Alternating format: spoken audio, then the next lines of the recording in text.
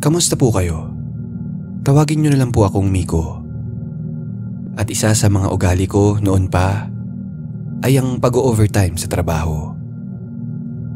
Para sa akin kasi, mas nakakapag-isip ako ng maayos kapag wala nang masyadong tao sa paligid. Hindi naman siguro ako nag-iisa sa ganitong pag-uugali. Marami rin naman sigurong tulad ko na mas nakakapag-focus kapag tahimik na ang kapaligiran. Bilang accounting assistant kasi, kadalasan ay puro numero ang kaharap ko buong araw. Maliit na pagkakamali lang, malaking problema na agad ang dulot nito sa kumpanya. Kaya ang pag-overtime, ang pinakamabisang paraan para sa akin, para mas masigurado kong nasa ayos yung trabaho ko. Pero sa tagal ko nang ginagawa ang pag-OT at pagpapagabi sa opisina, ay may isa akong karanasang hinding-hindi ko malilimutan. At ito po ang ibabahagi ko sa inyo. Nangyari ito taong 2022. Bago pa lang ako noon sa isang kumpanya dito sa BGC. Magdadalawang buwan pa lang ako, kaya medyo nangangapa pa sa trabaho. Hindi pa ako talaga sanay sa mga task, kaya kagaya ng nakasanayan ay lagi akong nag-overtime, kung saan halos lahat ng ilaw ay nakapatay na. Maliban na lang doon sa opisina namin at ilang bahagi ng pasilyo.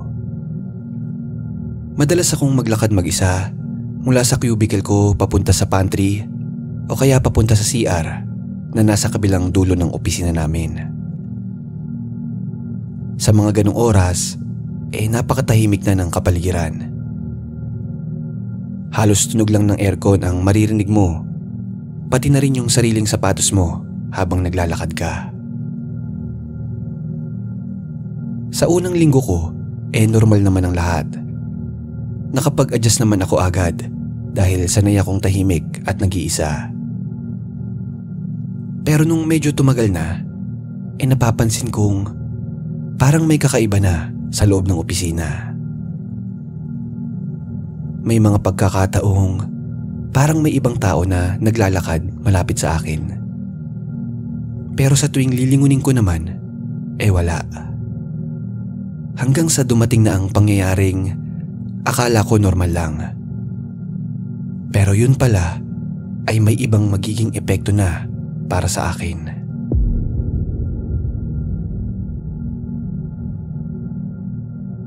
Isang gabi, mga pasado 9:00 na yun. Habang nagpiprint ako ng reports para sa audit kinabukasan, ay may nakita akong isang lalaki na nagmamap sa may hallway. Isang janitor na noon ko lang nakita. Sa tingin ko ay mga nasa late 40s o early 50s na siya. Tahimik lang at seryoso sa ginagawa niya. Simple lang din ang itsura.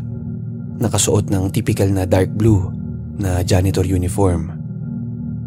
Nakasombrero at medyo nakayuko habang naglilinis. Normal lang naman ang dating niya, kaya hindi ko siya pinansin. Naisip ko rin na baka kaya dahil bago lang ako, ay noon ko lang siya nakita. Ilang gabi matapos yun, ay nakita ko ulit yung janitor. Kumukuha ako noon ng tubig sa pantry nang mapansin ko siyang nakatayo lang sa may entrance. Tahimik lang siya na parang nakatitig sa sahig. Hawak ang map at tila may malalim na iniisip. Bumati pa nga ako sa kanya noon para hindi naman awkward. Sabi ko, "Magandang gabi po kuya." Pero hindi siya sumagot. Hindi rin siya gumalaw. Medyo nagtaka ko noon, pero sabi ko baka hindi lang ako narinig. Umalis na lang ako agad para hindi na rin siya maistorbo. Sa ikatlong beses na nakita ko siya, ay doon na nagsimula ang kakaibang pakiramdam ko. Pauwi na sana ako noon, mga bandang 10:00 ng gabi.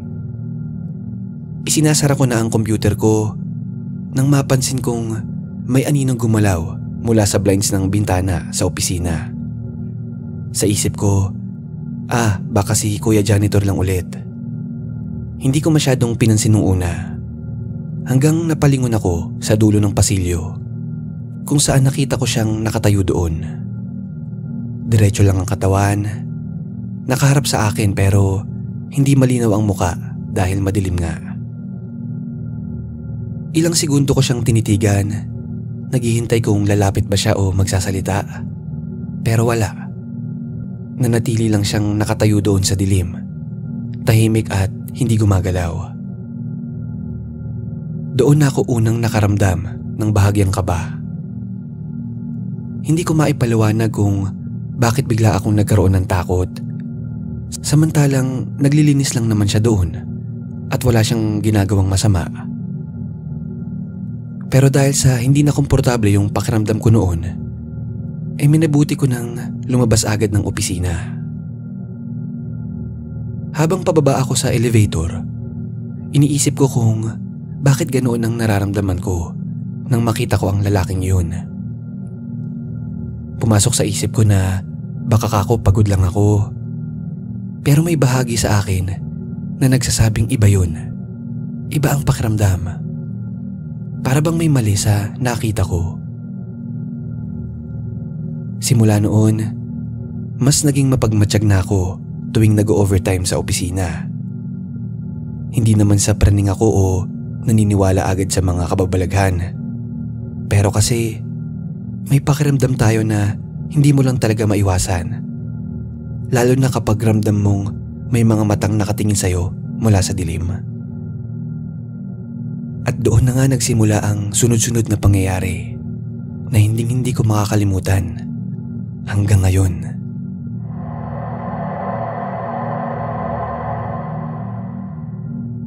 Pagkatapos ng gabing yun, ay hindi ko agad maalis sa isip ko ang kakaibang pakiramdam na naramdaman ko nang makita ko ang janitor sa dulo ng pasilyo. Para bang may kumapit na kaba sa akin na hindi ko maipaliwanag. Kinaumagahan, bumalik ako sa normal na routine ko sa trabaho. Maaga akong pumasok, bumati sa mga kasamahan ko at umupo agad sa cubicle ko para magsimula sa tambak na report na dapat tapusin. Sa kabila ng pagiging abala, paulit-ulit pa ring sumisilip sa isipan ko nung itsura ng janitor nung nakaraang gabi. Napakatahimik lang kasi niya. Hindi gumagalaw, na tila nakatingin sa akin mula sa dilim. Ilang gabi ang lumipas at wala namang kakaibang nangyari. Hindi ko na masyado nakikita yung janitor tuwing gabi. At halos napawi na rin yung kaba ko.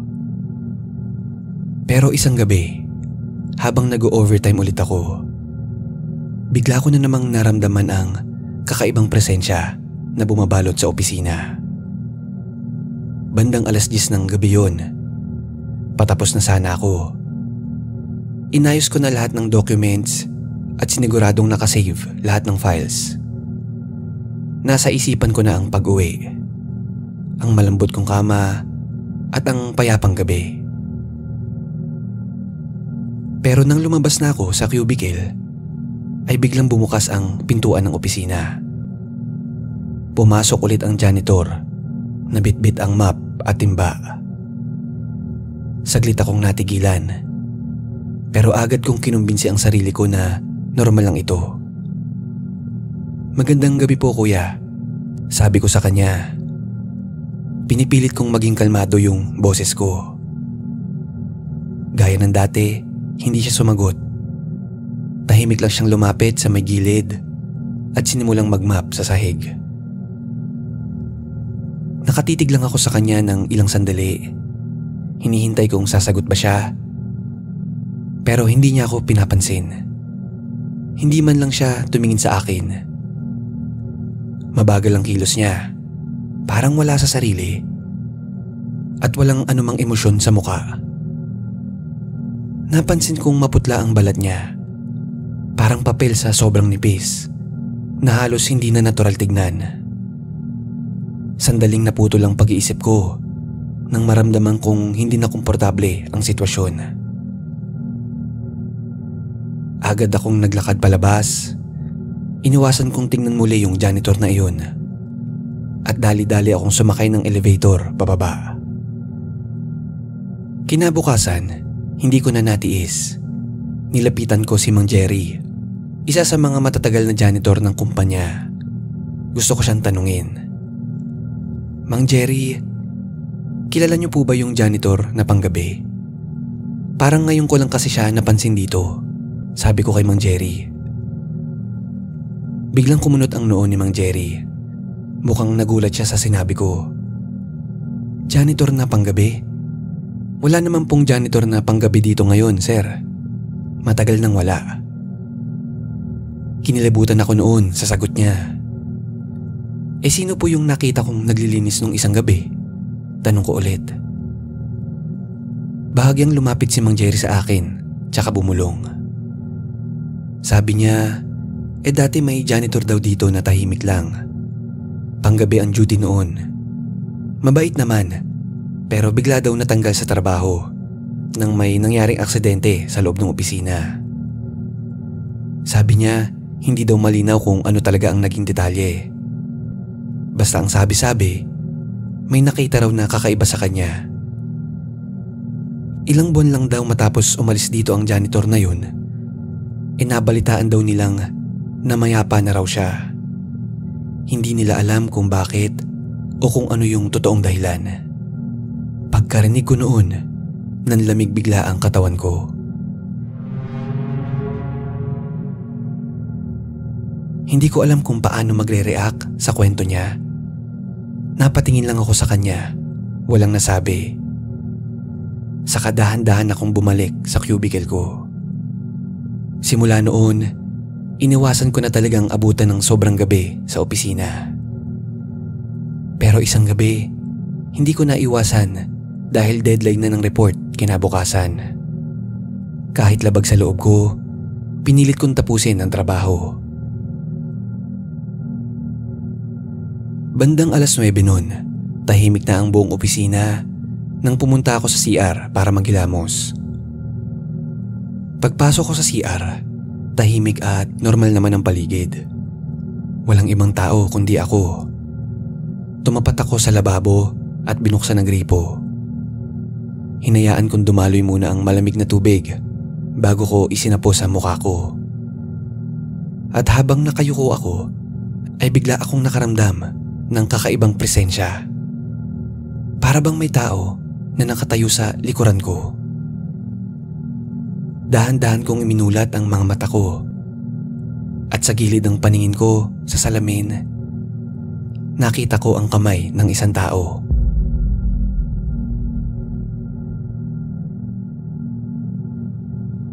Pamilyar ang kulay, maputla lang na nakapatong sa gilid ng lababo. Bigla akong kinabahan, pero pinilit kong pakalmahin ang sarili ko.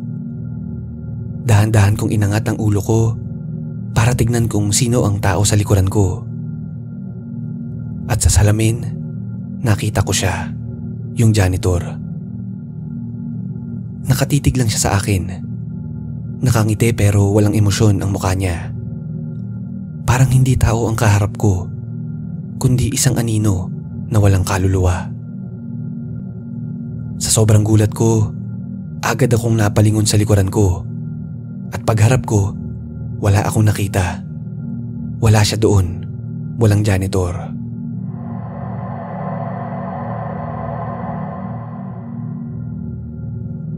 Sa puntong yun, halos nanginig na ang katawan ko sa sobrang takot.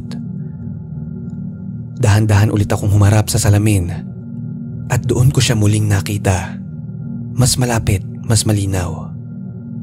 Halos nakadikit na siya sa akin mula sa likod. Nakatingin pa rin siya. Titig na titig sa akin ang mga mata niya na para bang tumatagos sa kaluluwa ko. Hindi na ako nakapag-isip ng maayos noon. Sa sobrang takot ko, tumakbo na ako palabas ng CR.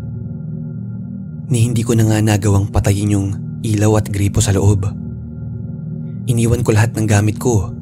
Nagmamadali akong tumakbo palabas ng opisina na parang may humahabol sa akin. Sa gabing yun, Hindi ko na maintindihan kung ano ang nangyari o kung ano ang totoo. Pero isa lang ang malinaw sa akin noon. Ayoko nang makita pang uli ang janitor na iyon. Pero nung gabi na yun, alam kong hindi pa tapos ang lahat. May bahagi pa rin sa isip ko na nagsasabing baka muli ko siyang makita. Lalo na sa tuwing mag-iisa ako sa opisina namin. Pagdating sa bahay nung gabi na yun, ay diretso akong nagkulong sa kwarto. Kahit ilang beses akong magilamos o maligo, parang ramdam ko pa rin sa balat ko ang lamig ng titig ng janitor na iyon. Hindi rin ako makakain ng maayos. Paulit-ulit kong sinasabi sa sarili ko na imahinasyon lamang ang nakita ko. Kinabukasan, nag-file ako ng leave. Sinabi ko lang na masama ang pakiramdam ko. Hindi ko masabi ang totoong dahilan na natatakot akong bumalik sa opisina dahil sa janitor na iyon. At kahit habang nasa bahay ako, sa tuwing haharap ako sa salamin, ay kinakabahan ako. Iniisip kong baka biglang lumitaw na naman ang mukha ng janitor na yun sa likuran ko. Lumipas pang ilang araw ay lalo akong nangamba. Walang tulog, walang gana, palaging balisa. Napansin na rin ito ng pamilya ko. Nagtatanong sila kung may problema ba ako sa trabaho. Pero hindi ko magawang sabihin ang totoong dahilan dahil alam kong mahihirapan silang maniwala sa kwento ko. Isang umaga, habang nagkakape ako sa kusina, nagdesisyon akong hindi ko na kaya. Ayoko nang bumalik sa opisina. Nag-email ako sa HR at nagpaalam na hindi na ako babalik dahil sa personal na dahilan. Hindi na ako nagbigay ng iba pang detalye. Nang tuluyan na akong makaalis sa kumpanya, ay naghanap ako ng bagong trabaho. Isang opisina na mas maliwanag, mas may buhay at mas maraming tao. Unti-unti akong bumalik sa normal kong buhay. Pero kahit maayos na ang kalagayan ko ngayon, ay alam kong may mga bagay na hindi ko pa rin tuluyang naiwan. Hanggang ngayon sa bago kong opisina, hindi ko maiwasan na kabahan sa tuwing gabi na mag-overtime ako. Bago ako umuwi, ay madalas akong napapalingon sa salamin ng CR. At sa bawat pagkakataon na ginagawa ko yun, ay hindi ko mapigilang tanungin ang sarili ko. Makikita ko kaya ulit siya ngayon? O nasa likod ko ba siya?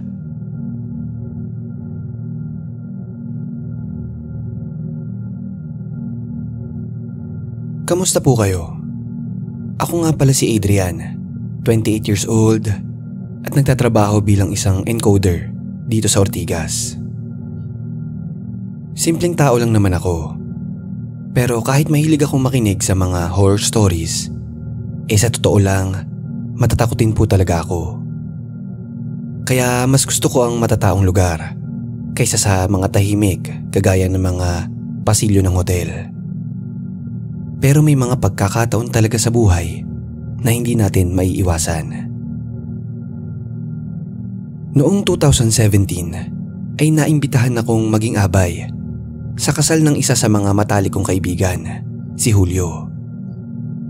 Excited ako noon dahil bukod sa matagal na kaming hindi nakikita-kita, ngayon lang din ako ulit makaka-attend ng isang espesyal na event. Alam kong magiging memorable yun para sa kaibigan ko. Pero ang hindi ko alam ay mas magiging memorable pala yun para sa akin. Dahil sa isang karanasang hinding-hindi ko malilimutan doon sa kwarto ng hotel kung saan ginanap ang reception. At ito po ang ibabahagi ko sa inyo ngayon. Biyernes ng hapon nang dumating ako doon sa hotel sa Lemery, Batangas. Mga 3:00 ng hapon nang makapasok ako sa lobby. Maganda ang gusali. Halata mong alaga sa linis at well-maintained. Maliwanag din ang paligid dahil malalaki ang mga bintanang salamin. Sa labi pa nga lang amoy mo na agad ang malinis na tela at mabangong pang spray na ginagamit nila sa mga kurtina at furniture. Kakaunti pa lang ang tao noon. May ilang mga staff na naglalakad at onting mga guest na abala sa pag-check-in sa reception. Naisip ko na baka napaaga lang ako kaya wala pang masyadong bisita. Lumapit ako sa reception para kunin ang susi ko. At doon niya inabot sa akin ang susi para sa room 403. Bitbit ko ang backpack ko na may laman na damit pang kasal at ilang gamit pang overnight. Naglakad ako papunta sa elevator habang nililibot ko pa rin ang tingin ko sa paligid. Sa totoo lang, relaxing ang hotel na iyon. Parang ang gusto ko munang tumambay sa lobby bago ako umakyat. Pagdating ko sa 4th floor, bumukas ang elevator at sumalubong sa akin ang hallway na napakaganda ng ayos. Maliwanag ang ilaw, elegante ang kulay brown na carpet na nilalakaran ko at napakagaan sa pakiramdam. Nakakawala ng stress. Tahimik pa ang hallway pagdating ko dahil nga kaunti pa lang ang bisita. Dahan-dahan akong naglakad. Inisa-isa kong tignan ang mga numerong nasa pintuan habang hinahanap ang room 403. Habang papalapit ako sa dulo, napansin kong mas tahimik doon kumpara sa bahagi malapit sa elevator. Normal lang naman yun, lalo na't medyo nasa dulo ang kwarto. Pagdating ko sa harap, sandali akong tumigil para ayusin ang bag ko. At nang marinig ko na ang munting click ng lock, tinulak ko na ng bahagya ang pintuan at pumasok na ako. Pagpasok ko napahanga ko sa ganda ng kwarto. May malaking queen size bed na malinis ang pagkakaayos, puting bedsheet at 2 unan. May maliit na lampshade din sa magkabilang gilid ng kama at flat screen na TV na napakalaki. Kompleto din ang amenities. May maliit na ref, may initan ng tubig at may complimentary bottled water na nakalagay sa mesa. Inilapag ko ang gamit ko sa ibabaw ng kama at saglit akong umupo para magpahinga. Tahimik kong sinilip ang paligid. Masaya ang experience ko dahil naging maayos ang accommodation dun sa hotel. Tumayo ako at binuksan ang kortina ng bintana. Totoo nga ang sabi ng receptionist. Maganda ang view sa loob ng kwarto na yon. Matapos kong magpahinga ng saglit, inayos ko na ang gamit ko para hindi na ako maabala mamayang gabi. Sinabit ko yung Amerikana sa loob ng aparador at tinabi ko na rin yung sapatos na susuotin ko bukas. Nagbihis lang ako saglit at lumabas na rin para makipagkita sa mga barkada ko. Papalabas na sana ako ng kwarto noon nang mapansin kong nakalimutan ko yung cellphone sa bulsa ng pantalong kong suot kanina. Kaya bumalik ako para kunin yun. Pero bago ako tuluyang makalabas ng kwarto, ay may narinig akong mahinang tunog mula sa loob ng banyo. Parang kaluskus lang o mahina na tunog ng plastik na gumagalaw. Saglit akong napahinto sa kinatatayuan ko. Bahagya akong lumingon papunta sa direksyon ng CR. Pinakaramdaman ko lang. Naghintay ako kung may susunod pang ingay. Pero wala namang sumunod doon. Naisip kong baka daga lang o maliit na hayop lang na nakapasok. Sabi ko baka guni-guni ko lang. Hindi ko na ito masyadong pinansin pa. Kinuha ko na yung cellphone ko at isinara ang pintuan. Pagkatapos nun bumaba na ako para makipagkita sa mga kaibigan ko. Pero sa puntong yun, doon na nagsimulang pumasok ang kaunting kaba sa sistema ko.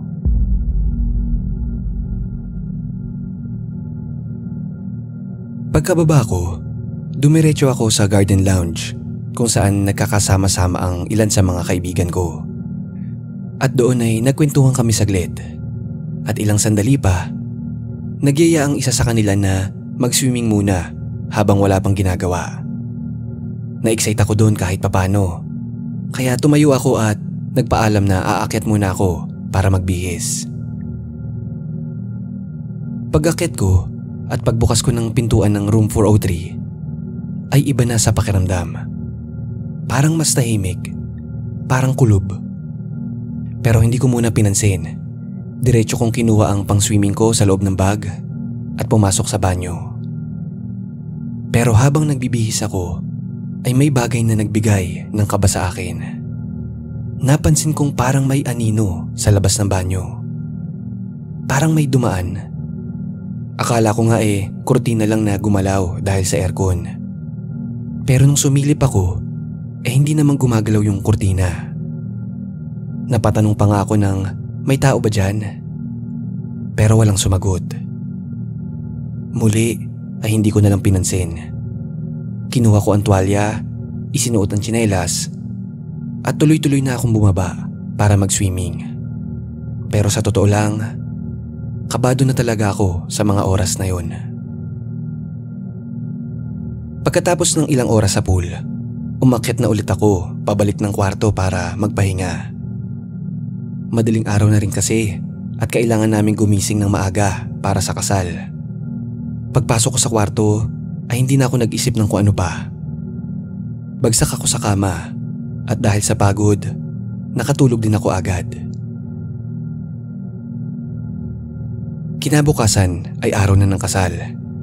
Medyo puyat pero maaga akong nagising. Hindi muna ako bumangon agad. Nanatili lang ako sa kama. Pero habang pinagmamasdan ko ang kisame, nakaramdam ako ng kakaiba. Doon sa loob ng silid para bang may ibang presensya. Hindi ko maintindihan kung bakit ganoon ang pakiramdam ko. Pero naulit na naman, binaliwala ko lang. Ayoko na intindihin. Hindi ko hahayaang masira ang araw na yon. Tumayo ako, naligo at nagsimulang mag-ayos. At sa puntong yun ay wala akong kaalam-alam na doon na pala magsisimula ang pinakakakaibang karanasan sa buhay ko.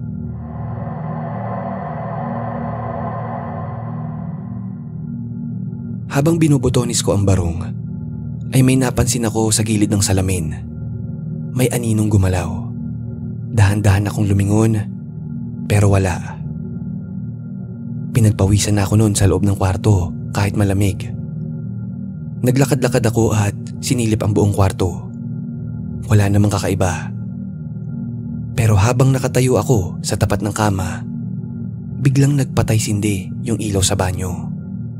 On-off, on-off. Mga 3 hanggang 4 na beses. Titigil, tapos biglang bubukas. Parang may kung anumang sinasadyang takutin ako. Sobrang kaba ko sa punto na yun. Hinawakan ko ang gilid ng kama para makapirme. Sinubukan kong huwag magpanik, pero ang dibdib ko parang gusto nang sumabog. Sinubukan kong muling i-focus ang sarili ko. Kasal ng kaibigan ko to. Ayoko ng eksena. Nang huminto na ang patay sindi ng ilaw, dali-dali akong nagbihis at lumabas ng kwarto. Tapos pumunta na ako sa ceremony. Maayos ang naging kasal. Maganda ang setup. Masaya ang mga tao. At kitang-kita sa mukha ni Julio ang saya niya. Nagpicturan kami, tawanan, kwentuhan. Isang normal na kasiyahan sa gitna ng kasal. Pero ako, hindi mapakali.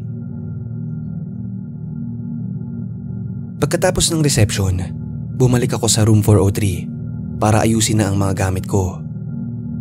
Nakapagpalit na ako ng casual clothes, tiniklop ang Americana at sinilid sa bag. Habang nakaupo ako sa gilid ng kama, naisipan kong buksan ang gallery ng phone ko. Tignan ang ilang mga kuha ng litrato doon sa ginanap na kasal. At doon, nagsimula na ang totoong takot ko.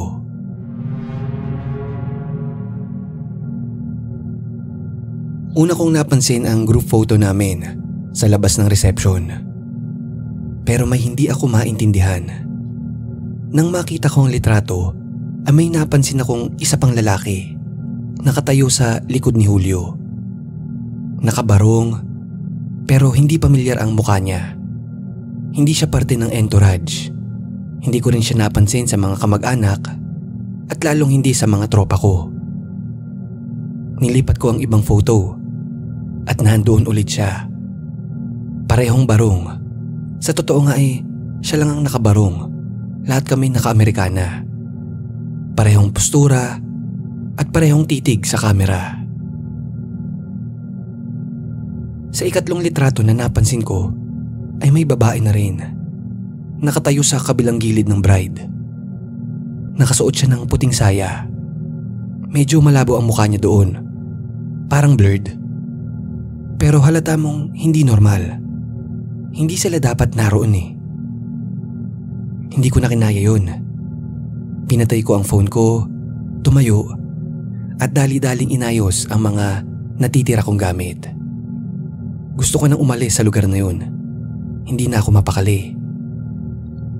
Nang handa na akong umalis, huminga ako ng malalim at binuksan ang pintuan ng room 403. At sa sulok, sa kaliwa ng hallway, ay may nakita ako. Nakita ko ang isang lalaki at isang babae. Nakatayo lang sila, tahimik, hindi gumagalaw. Parehong nakatingin lang sa direksyon ko. At nang titigan ko pa ng medyo mabuti, ay napansin kong sila rin yung babae at lalaki doon sa litrato. At ang mas nakakapangilabot pa ay nang makita ko ang babang bahagi nila. Nakatayo sila pero walang mga paa. Para ba silang lumulutang sa ibabaw ng carpet? Napaatras ako sa puntong yun at hindi na ako nagsayang pa ng ilang segundo. Tumalikod ako, mabilis na naglakad papunta sa elevator. Nang makarating ako sa dulo ng hallway, tumingin ako pabalik. At nandoon pa rin sila. Sa tapat ng room 403, nakatayo, parang nakabantay. Medyo matagal pa yung pag-akyat ng elevator na yun, kaya hindi na ako nagsayang ng oras. Bumaba ako gamit ang hagdan. Halos tumakbo na ako, 2 baitang kada hakbang. Pagdating ko sa ground floor, diretso ako sa parking lot. Walang lingon-lingon, walang hintuan. At pagpasok ko sa kotse, agad kong sinara ang pintuan at tahimik na umupo. Hindi ko na rin alam kung paano ko naitakbo ang kotse pa uwi. Pero isang bagay lang ang sigurado ako. Totoo yung nakita ko, hindi imahinasyon. Matapos ang pangyayaring iyon, ilang buwan din akong balisa. Hindi ako agad makatulog ng mahimbing. Paulit-ulit kong binabalikan sa isipan yung mga litrato, yung mga anino sa loob ng kwarto, at lalong-lalo na yung lalaki at babae na nakita ko sa tapat ng kwarto. Matagal ako bago nakapag-move on.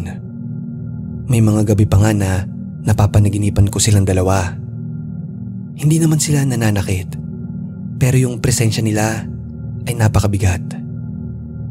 At ito nga, dumating na sa puntong na ibahagi ko sa inyo ang kwento na ito. Pero hanggang ngayon, hindi ko pa rin ito sinasabi kay Julio. Parang ayoko. Ayoko talagang masira ang alaala sa araw ng kasal nila. Ayoko na may mabura sa mga magagandang litrato o kwento na maaalala nila habang buhay. Pero may ilan sa mga malalapit kong kaibigan ang nasabihan ko na tungkol dito. At ang payo nila, wag ko na daw sabihin. Nakalipas na, wala naman daw nasaktan. Sa isip-isip ko, oo, wala ngang nasaktan. Pero hanggang ngayon, dala-dala ko pa rin ang alaala. Kayo, ano sa tingin nyo? Dapat ko bang sabihin yun sa mag-asawa ngayong matagal na ang lahat? O hayaan ko na lang at kalimutan na lang ang alaala na yun? Maraming bagay sa mundong to ang hindi natin maipapaliwanag. Minsan, kahit anong pilit nating intindihin, ang tanging magagawa lang natin ay tanggapin na lang at manahimik.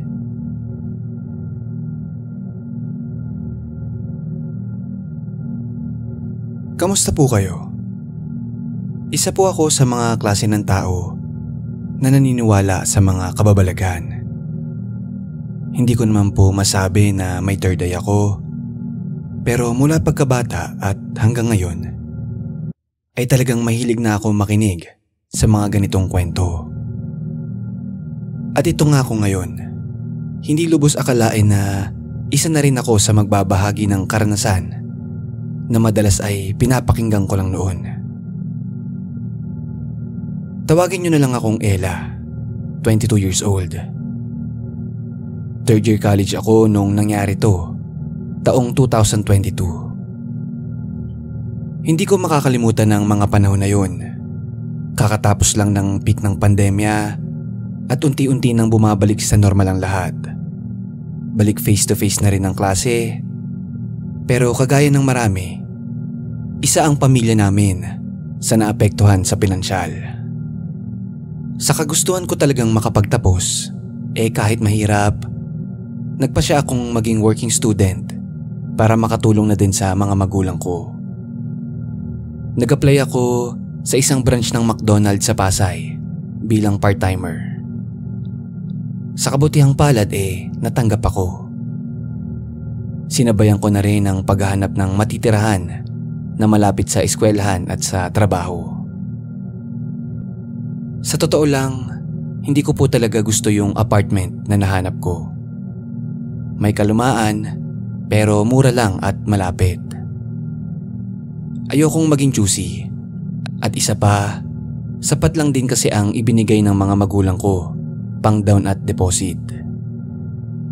Yung unit na nakuha ko ay nasa second floor. Maliit lang, studio type siya. Pagbukas mo ng pinto, kita mo na agad ang lahat. Linoleum ang sahig, may isang single size na kama at isang bintana sa gilid ng kama. Sabi ko sa sarili ko noon, hindi naman ako dito para magbakasyon. Araw-araw naman akong nasa eskwelahan o sa trabaho. Dito lang ako sa kwartong to matutulog. Makakasanayan ko rin ito. Sa unang linggo, naging ayos naman ang lahat. Naka-adjust ako agad sa kwarto. Naging maayos din ang training ko sa McDo. Kahit madalas pagod ang katawan pag-uwi, masaya naman. Dahil marami akong naging bagong kaibigan. Sa mga unang araw nakakatulog naman ako ng maayos. Wala naman akong nararamdaman o naiisip na kakaiba. Hanggang sa pumasok na ang pangalawang linggo. Doon ako may unang naranasang kakaiba.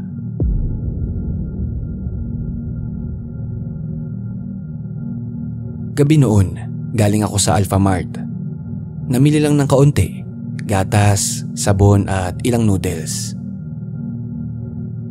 Habang papalapit ako sa terminal ng tricycle, napansin kong may isang matandang babae na nakaupo sa gilid. Puti ang buhok, nakapusod, at may suot siyang parang lumang duster na manipis. Medyo payat siya at may hawak na bayong. Hindi naman ako natakot nung una, pero ang nakakapagtaka nakatitig siya sa akin. Sa isip-isip ko, bakit kaya ganun siya makatingin? Hindi ko na masyado pinansin yun. Dumiretso na ako sa sakayan. Pero habang nakasakay na ako sa tricycle, natatanaw ko pa rin siya sa gilid ng paningin ko. Hindi siya gumagalaw, pero nakatitig pa rin siya. Pagkababa ko sa tapat ng apartment, hindi ko na masyadong pinansin pa yun. Maraming matatandang ganun. Baka kako may namumukaan lang siya na kamukha ko. Normal lang yun sa isip-isip ko. Pero yun ang akala ko. Lumipas ang ilang araw, dumating ang rest day ko. Pinlano kong dun muna manatili sa bahay namin sa Batangas habang day off. Nang dumating na ako sa bayan sa amin sa Batangas, dumaan muna ako sa palengke para bumili ng pasalubong o ulam. Tipikal na senaryo sa palengke. Amoy ng karne at isda, at ingay ng mga tao. Habang naglalakad ako, ay laking gulat ko. Muli kong nakita yung matandang babae. Nasa kabilang kalsada siya. Sa pagkakataon na yun ay hindi siya nakaupo.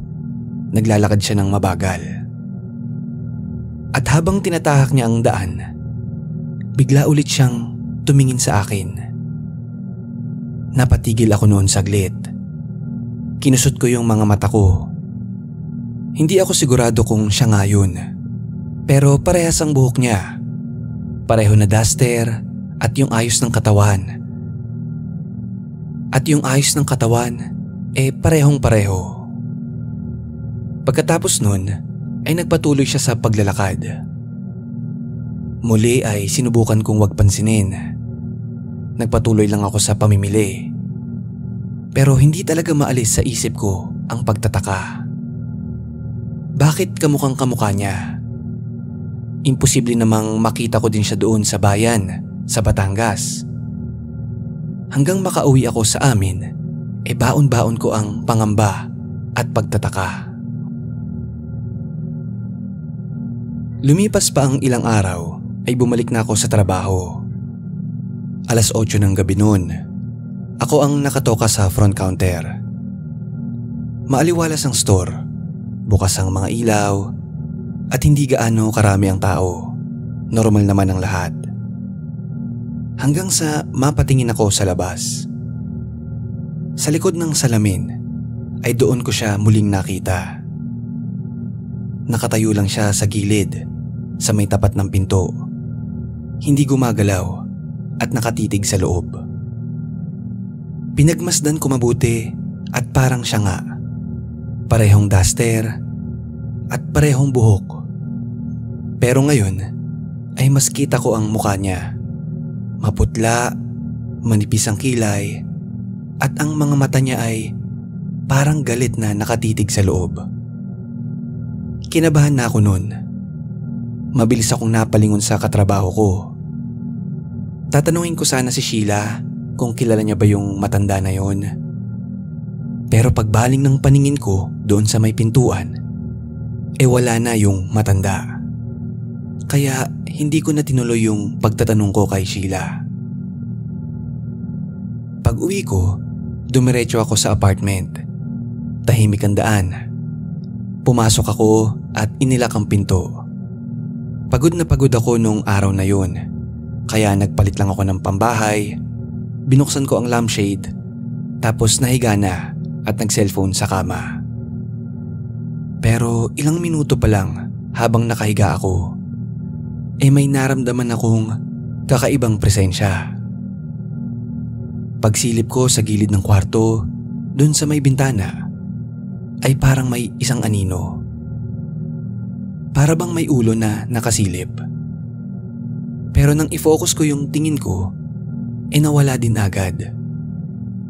Napatayo ako noon. Lumapit ako sa bintana at sinilip ko yung labas. Walang tao. Wala ring gumagalaw sa kalye. Tahimik lang. At bago ako makatulog nung gabi na yon, doon na ako nakaramdam ng matinding kaba. Pakiramdam ko, parang may sumusunod na sa akin. Mula nung gabi na nakita ko yung anino sa bintana, ay hindi na ulit naging pareho ang pakiramdam ko sa apartment.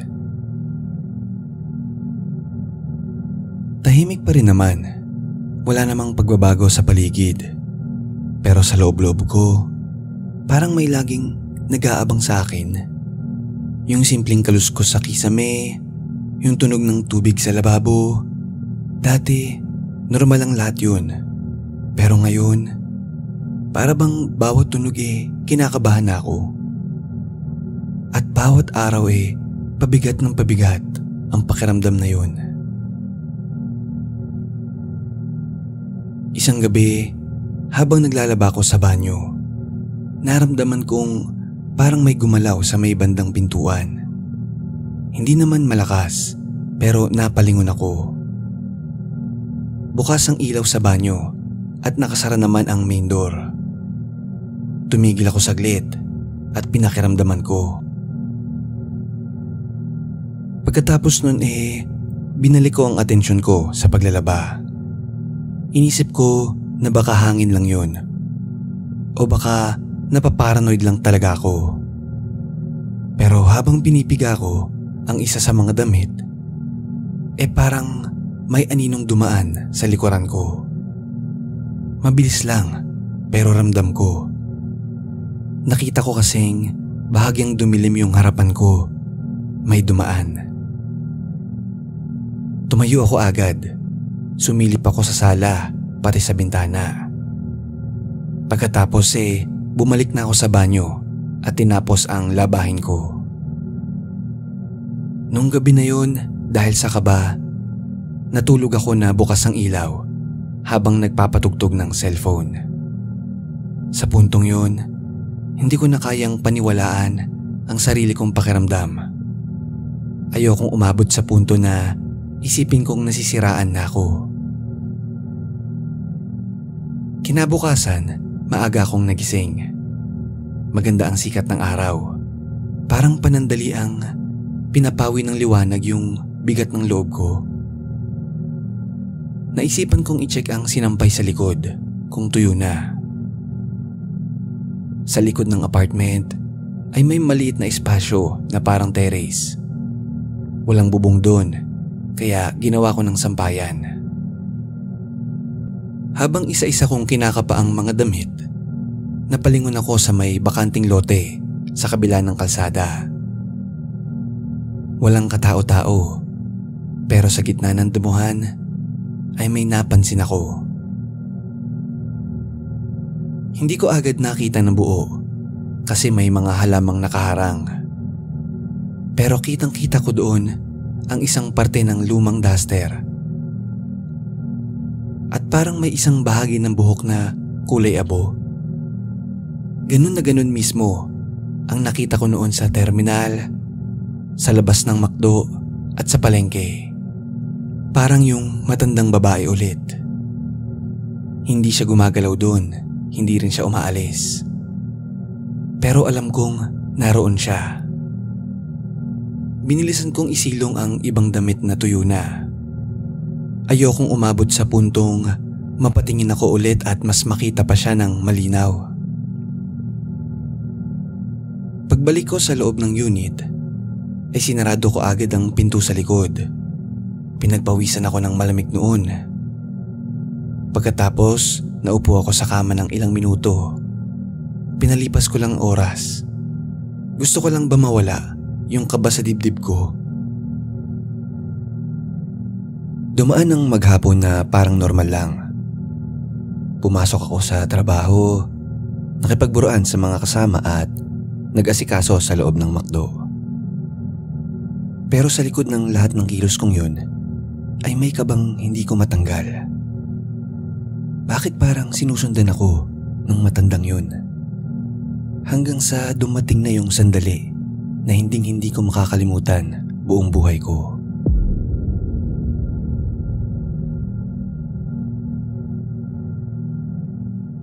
Kinagabihan, hindi ako agad nakatulog. Kumuha ako ng cup noodles, nag-init ng tubig, at naupo sa gilid ng kama para kumain habang nanonood sa laptop.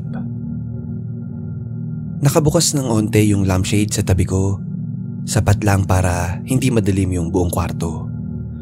Tahimik ang paligid, wala akong naririnig na ingay sa labas. Nang maubos ko na yung noodles, tinabi ko ang cup sa lamesa at hindi ko muna pinatay yung ilaw.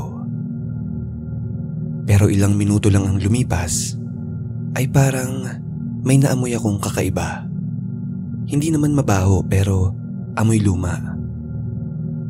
Parang amoy kahon o lumang aparador. Parang isang lumang tela na nakulob na ng matagal. At nang lingunin ko ang sulok ng kwarto, ay may nakita ako na nakapagpatindig ng balahibo ko.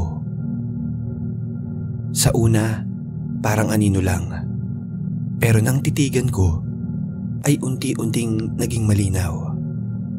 Isang babae. Matanda. Payat, nakaputing duster, maputing buhok na nakapusod. Ang matandang yun ulit, nakaharap siya sa akin. Hindi siya gumagalaw, pero ang nakakatakot nakatitig siya sa akin. Tinitigan ko din siya. Nilabanan ko yung takot ko. Alam kong katawan ko lang ang nanginginig, pero buo pa rin ang loob ko. Anong kailangan mo? Tanong ko. Mahinang-mahina lang yung boses ko, pero alam kong naririnig yun. Hindi siya sumagot, hindi rin siya gumalaw. Nakatitig lang talaga siya sa akin. May kailangan ka ba? Wala pa rin sagot. Pero nararamdaman ko na parang may gusto siyang sabihin.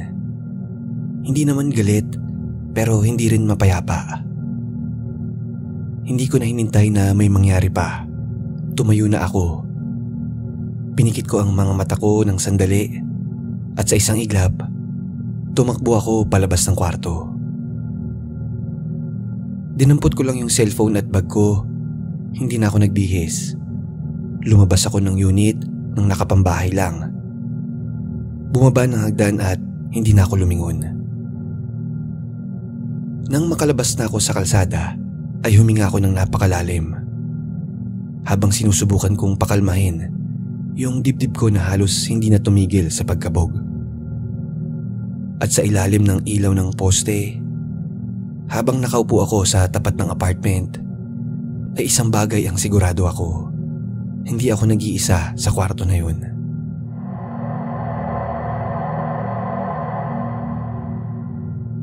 Nang naroon na ako sa labas, ay hindi na ako nagpatumpik-tumpik. Tumawag ako kay Rhea.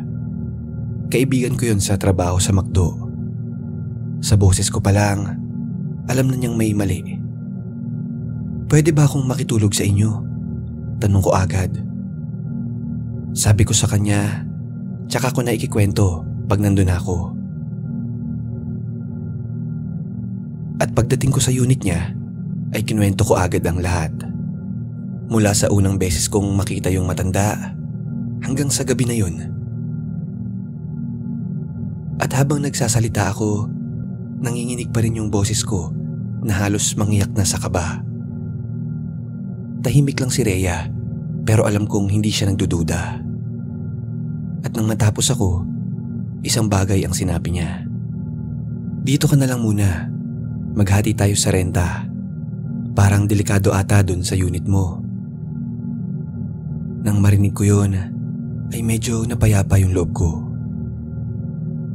Kinabukasan, matapos ang shift namin, dumaan kami sa apartment ko para kunin ang ibang mga gamit. At bago kami umakyat, kinausap ko yung caretaker.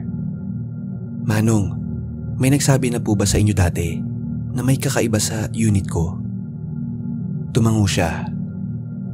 Ang sabi niya, may matandang babae daw ang umupa doon dati. Mag-isa lang. Tapos bigla na lang umalis. At hanggang ngayon ay wala silang balita. Mula noon, may ibang mga umupa rin naman, pero hindi nagtatagal. At yun nga, iba-iba daw ang nararanasan. Pero yung kwento ko daw ay parang ang pinakamalala. Hindi na ako nagsalita. Tumango na lang ako. Maya-maya pagpasok ko sa unit, kinuha ko lang ang mga gamit na mahalaga. Hindi ko na pinilit buhatin pa yung iba. Ayoko nang tumagal pa roon. At simula noon, lumipat na ako sa unit ni Rhea. Sa katunayan nandito ako ngayon. Mas naging payapa ang pagtira ko dito. Nagtatrabaho pa rin kami sa McDo at kung walang aberya, kung loloobin ay makakagraduate na rin ako. Hindi ko na muling nakita ulit yung matanda, pero hindi ibig sabihin ay nakalimutan ko na siya. Ang totoo, dala ko pa rin ang alaala niya. Minsan nga ay iniisip ko, bakit ba siya nagpapakita doon? Bakit siya sumusunod? Siguro ay ayaw niyang magpatira doon sa apartment na yun. Gusto niya kaming lumayas. Pero pag naaalala ko, ay hindi ako natatakot. Para bang isang paalala lang. Paalala na may mga bagay sa mundong ito na hindi natin maipapaliwanag. At minsan, kahit gaano tayo katapang o katinong mag-isip, may mga sandaling kailangan nating makinig sa kutob. Sa pakiramdam na baka hindi tayo nag-iisa.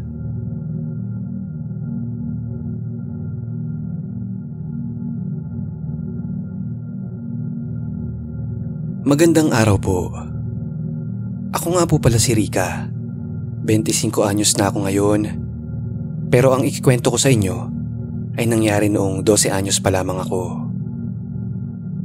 Simula pagkabata ay mahilig na po talaga ako sa mga kwentong kababalaghan. Hindi naman ako yung tipong matapang. Pero kapag nagkikwentuhan na kasama ang mga tito at tita ay talagang nakatutok ako. Naniniwala ako na may mga bagay talaga na hindi natin basta-basta maipapaliwanag. Hindi ko naman sinasabing may third eye nga ako, pero may mga pagkakataon na may nararamdaman ako kahit wala namang maliwanag na dahilan. Kaya ito po, magbabahagi ako sa inyo ng karanasan ko na para sa akin ay isa sa mga pinakakakaibang naranasan ko sa buong buhay ko. Taong 2010 yun, summer vacation. Kakatapos lang ng pasukan. Pero imbis na sa bahay lang ako manatili, pinayagan ako ng mga magulang ko na magbakasyon ng 1 linggo sa bahay ni Ninang Tere sa Pampanga. Gusto ko talaga doon kasi malaki ang bahay nila. At isa pa ay makakasama ko rin ang pinsan ko doon, si Arlene. Kaedad ko lang siya at halos taon-taon kaming nagkakasama tuwing bakasyon. Pero sa pagkakataon na yun ay may inaasikaso pa sila sa Maynila. Kaya ako muna ang naunang pumunta. Balit 2 araw akong mananatili doon habang hinihintay sila dumating. Pero may kasama naman ako, yung kasambahay nilang si Ate Lani. Noong araw na dumating ako, tanghali yun. Tirik ang araw, pero malamig sa loob ng bahay. May pagkaluma na pero maayos. Malawak ang sala, mataas ang kisame, at may amoy ng polish ang sahig na kahoy. May konting creak sa bawat yapak, pero hindi naman nakakatakot. Masasabi mong may edad na ang bahay. Perfect yun para sa bahay bakasyunan. Agad akong inihatid ni Ate Lani sa kwarto kung saan ako matutulog. Dating kwarto daw yun ni Arlene. Malinis yun, may single bed sa gitna, isang lumang aparador sa sulok, at may maliit na mesa sa tabi ng kama. Walang aircon pero presko naman, maaliwalas at tahimik. Pagpasok ko umupo agad ako sa kama. Pinagmasdan ko yung paligid, binitawan ko yung bag ko at inilabas yung Game Boy na dala ko. Sa isip-isip ko ay, ang sarap dun sa Pampanga, napakatahimik at probinsyang-probinsya talaga. Maghapon lang akong nanood ng TV at naglaro ng kaunti. Pumapasok lang minsan si Ate Lani para tanungin ako kung gutom na ako. Simple lang ang buhay doon. Pero para sa batang katulad ko noon, masaya na. Wala akong inaalala. Napakasarap sa pakiramdam ang bakasyon. Pagsapit ng gabi, sabay kaming kumain ni Ate Lani sa maliit na mesa malapit sa kusina. Tahimik lang siya, hindi masyado madaldal. Pero hindi rin naman nakakailang. Sanay na siguro siya sa katahimikan ng bahay. Ako naman, dahil sa kabisihan ng araw, napaaga ang antok ko. Bandang 9:00, umakit na ako agad sa kwarto para matulog. Bago matulog, binuksan ko lang ang radyo sa tabi ng kama at hininaan ko ng kaunti. Yung tipong sapat lang para hindi ako mabingi sa katahimikan. Pinatay ko ang ilaw, binuksan ang lampshade at nahiga na. Habang nakahiga ako, pumikit ako at sinubukang matulog agad. Pero ilang minuto pa lang ang lumipas, ay parang may narinig akong mahinang tunog.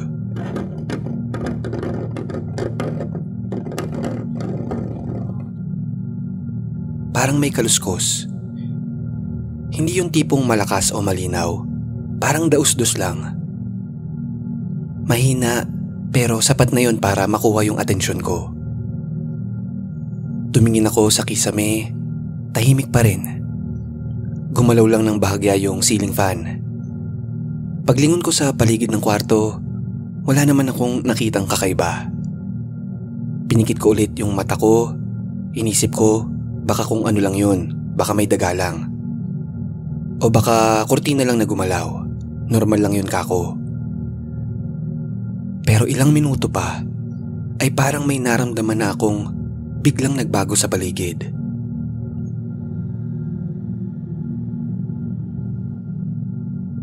Hindi malamig noon at hindi rin mainit. Pero parang may ibang presensya na. Hindi ko talaga maipaliwanag eh. Pero parang may dumaan sa paanan ng kama ko. Napabangon ako noon, umupo, at nakiramdam sa paligid. Pero wala. Walang kahit anong gumagalaw. Walang ingay, walang kahit sino. Hinawakan ko ang kumot at ibinalot sa katawan ko. Tapos nun ay huminga ako ng malalim. Sa isip-isip ko, guni-guni lang to. Kinabukasan, maaga akong nagising.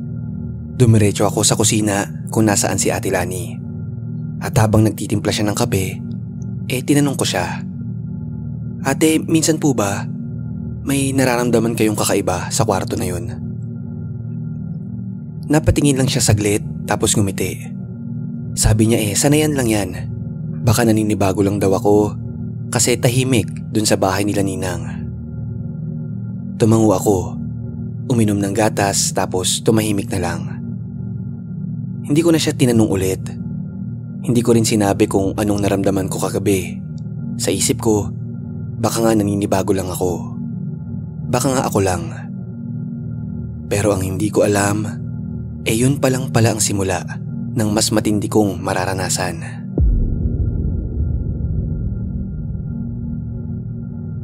Kinagabihan, pangalawang gabi ko sa bahay nila Ninang. Gaya kahapon, naghapunan kami ni Ate Lani ng sabay. Tapos pumunta siya sa kusina para maghugas ng pinagkainan. Ako naman ay umakyat ulit at nagpahinga.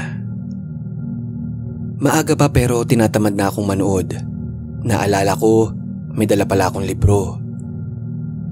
Kinuha ko yun mula sa bag at nahiga sa kama habang nagbabasa. Onting pahina pa lang nababasa ko pero pakiramdam ko ang bagal ng oras. Masyadong tahimik doon sa kwarto na yun. Minsan sumisilip ako sa bintana pero puro dilim lang ang makikita mo sa labas. Walang gaanong ilaw, tila buong lugar ay natutulog na rin. Siguro ganun talaga sa probinsya. Pati tunog ng kuliglig ay parang bihira ko na ring marinig. Pero okay naman, nakakatulong naman sa pagbabasa ko. Pero may kung anong bigat ang katahimikan na yun na hindi ko maipaliwanag. Sa kalagitnaan ng pagbabasa ko, pumunta ako ng CR. Bumangon ako at naglakad patungo doon.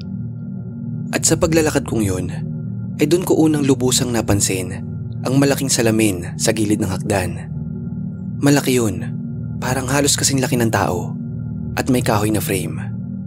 Sa totoo lang, hindi ko naman yun masyadong napansin kahapon. Pero nung gabi na yun, ewan ko ba, parang mas naging malinaw yung presensya niya. Pagdaan ko sa tapat nun, sumulyap ako saglit. Normal naman, refleksyon ko habang naglalakad. Pagkatapos nun ay bumalik na ulit ako sa kwarto. Wala namang ibang nangyari.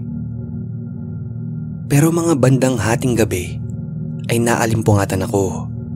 Walang ingay, pero parang may kakaiba na gumising sa akin. Napadilat ako noon. Tumitig lang ako sa kisame. Siyempre nakita ko yung ceiling fan, paikot-ikot. Pagtingin ko sa paligid, walang kakaiba. Pero habang nakatitig ako sa kortina, sa may bintana, ay para bang may gumalaw sa likod nito. Umupo ako at daan-daan kong kinusot yung mga mata ko. Tinignan ko ulit. Tumigil sa paggalaw yung kurtina. Pero hindi ako makasigurado kung hangin nga lang ba yun. Kaya ang ginawa ko lumapit ako doon, sinilip ang labas. Natural, walang tao at tahimik lang. Pagsara ko ng bintana ay napalingon ako sa may pintuan, nakasara naman. Lumabas ako saglit para kumuha ng maiinom sa ref. At doon na nga nangyari ang pinaka nakakakilabot na karanasan ko sa bahay ni Ninang.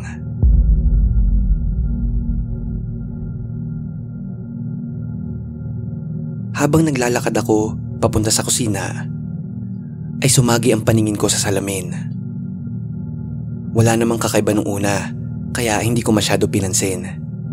Pero nung papalapit na ako sa salamin, ay iba na ang nakita ko. Habang naglalakad ako, ay nakita ko ang sarili ko na nakatayo lang, hindi gumagalaw. Akong ako, pero yung refleksyon ko ay nakatingin lang sa harap ng salamin. Diretsong tingin, walang emosyon. Hindi siya sumusunod sa bawat galaw ko. Napahinto ako noon at hindi makahinga. Hindi rin ako makasigaw dahil sa sobrang pagtataka. Pagkatapos nun napatingin ako sa paligid. Sinubukan kong tignan kung merong kakaiba sa loob ng bahay. Pero wala naman. At pagbaling ulit ng paningin ko sa salamin, ay normal na ulit ang refleksyon. Ganon din ang ilaw, ganon pa rin ang paligid. Pero ako, para akong pinasok ng takot na hindi ko pa nararanasan kahit kailan.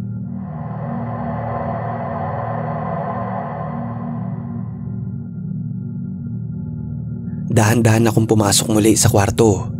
Isinara ko ang pinto, binuksan ang ilaw, at hindi na ako bumalik sa kama. Naupo lang ako sa gilid, nakatalukbong ng kumot. Pinipilit kong kumalma nun, pero hindi na ako makatulog. Sa sobrang pagtataka, naisipan kong bumalik dun sa tapat ng salamin. Hindi ko alam kung bakit, pero dahil na rin siguro sa kuryosidad, dahil nga bata pa ako noon. Lumabas ako ng kwarto at dahan-dahang bumaba ng hagdan. Tahimik lang, walang ibang tunog kundi sarili kong yabag. Pero bago pa man ako makalapit doon sa salamin, ay nagulat na ako sa nakita ko. Sa may sulok malapit sa hagdan, ay naaninag ko ang isang babae. Nakatayo sa dulo ng pasilyo. Nakasuot ng puting bestida, mahaba ang buhok na natatakloban ng mukha niya. Parang nanigas ang buong katawan ko noon.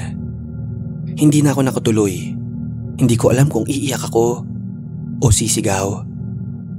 Dali-dali akong tumakbo pabalik sa kwarto. Pagsara ko ng pinto, isinara ko na rin ang bintana. Binarahan ko ng bag ang pintuan at humiga ako sa kama habang nakatalukbong. Hindi na ako lumabas noon hanggang sa mag-umaga. Kinabukasan, pinilit kong magpanggap na ayos lang ako. Kumain ako, tumulong kay Ate Lani, pero hindi talaga ako mapalagay. Hanggang sa dumating na yung tanghali. Kinuha ko yung telepono at tinawagan sila mama. Sabi ko ay sunduin ako. Wala pa rin doon sila Arlene at hindi ko na kayang manatili pa doon. Hindi muna ako nagbigay ng detalye at hindi ko na rin inisip na bitin yung bakasyon. Ang alam ko lang ay hindi na ako babalik pa sa kwarto na yun. At higit sa lahat, ayoko nang dumaan pa ulit sa tapat ng salamin na yun kahit kailan. Ilang oras ang makalipas, bandang hapon, ay dumating na rin sila Ninang Tere at Arlene mula sa Maynila. At pagpasok pa lang nila, ay halata na sa mukha ko na hindi ako okay. Hindi na ako tulad nung una nilang inaasahang masigla at makulit. Tahimik lang ako habang tinutulungan silang mag-ayos ng mga dala. Pagkatapos naming kumain ng merienda, ay tinanong ako ni Arlene, ano daw ba nangyari? Bakit daw sabi ng nanay ko gusto ko nang umuwi agad? Doon ko na hindi napigilan. Umiyak ako habang kinikwento ang lahat. Mula sa unang gabi na pakiramdam ko ay may gumagalaw sa kwarto, hanggang doon sa salamin at ang babaeng nakita ko sa hallway. Habang nagkikwento ako, nakita kong unti-unting nag-aalala si Arlene. Tahimik lang siya, pero kitang-kita sa mata niya na hindi niya rin yun basta-basta babaliwalain. Maya-maya lang ay dumating si Ninang Tere. Narinig niya ang kwento ko kay Rika at mahinahon niyang sinabi na, "Alam mo, hindi ka nag-iisa." Umupo siya sa tabi namin at dahan-dahang nagkwento. Mula pa daw nung bata si Arlene ay may mga nararamdaman na ang mga nakatira doon. Hindi naman masama, pero may mga gabi na parang may dumadaan sa hagdan kahit wala naman tao. Mga ganong eksena, pero wala naman daw nasasaktan. Kaya pinili na lang nila na hayaan na lang. Hindi ko alam kung matatahimik ba ako sa sinabi niyang yun o mas matatakot. Pero isang bagay lang ang naisip ko. Kung hindi ako nagkwento, hindi ko malalaman na matagal na pala silang may nararamdaman. Akala ko ako lang. Pero sa kabila ng yun, ay hindi ako nagpaawat na umuwi na rin. Mabuti na lang at imbes na ako ang manatili sa bahay nila, ay pinayagan ni Ninang si Arlene na sumama sa akin. At matapos yun ay naging masaya naman ang bakasyon naming dalawa. Pero kahit kailan, hindi na nawala sa isip ko ang kwarto at ang salamin na yun sa bahay nila sa Pampanga. Paminsan-minsan ay bumibisita pa rin ako sa bahay nila, pero hindi na ako nagtatagal. At hanggat maaari ay iniiwasan ko yung kwarto na yun at yung salamin sa may pasilyo. Ngayon, kapag napag-uusapan ng mga kababalaghan, ay tahimik lang ako. Pero sa loob-loob ko, alam kong may karanasan din ako na pwedeng maibahagi. Minsan talaga, may mga bagay na hindi natin naiintindihan. Pero ang pinakamahalaga ay huwag mo itong sarilihin. Dahil baka hindi lang pala ikaw ang nakakakita nito.